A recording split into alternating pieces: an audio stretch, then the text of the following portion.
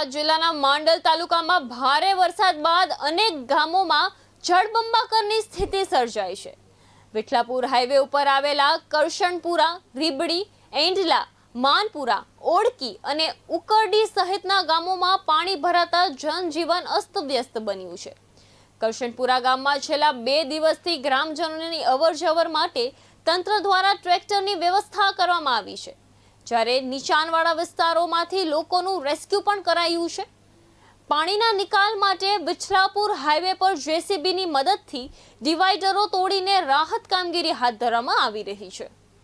તાલુકો માંડલ, જિલ્લો અમદાવાદ અને આ કંપનીના કારણે ખેડૂતને એટલું નુકસાન થાય છે, પાણીનો નિકાલ કોઈ થતો નહીં અને ઘણા વર્ષોથી અમે જોઈએ છીએ પણ આ પાણીનો નિકાલ કોઈ આજ સુધી કંપનીવાળાએ કે આ બીજેપી જનતા પાર્ટીવાળાના હિસાબે આ બધી આટલી કંપનીઓ આવી છે અને અહીંયા પાણીનો ભરાવ ફૂલ થઈ ગયો છે। આન બાદ તમે જુઓ તો લગભગ આરે ખેતરની અંદર 4 થી 5 ફૂટ અંદર પાણી છે।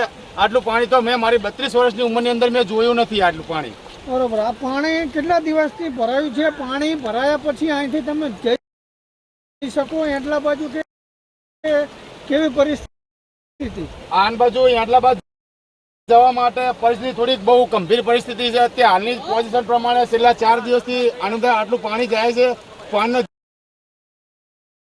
જીમ બની નિકાલ વધતો જાય છે, ઘટતો નથી આટલો।